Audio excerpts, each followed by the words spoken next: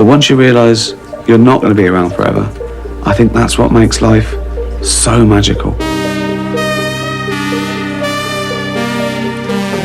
One day you'll eat your last meal, smell your last flower, hug your friend for the very last time. You might not know it's the last time, so that's why you should do everything you love with passion, you know?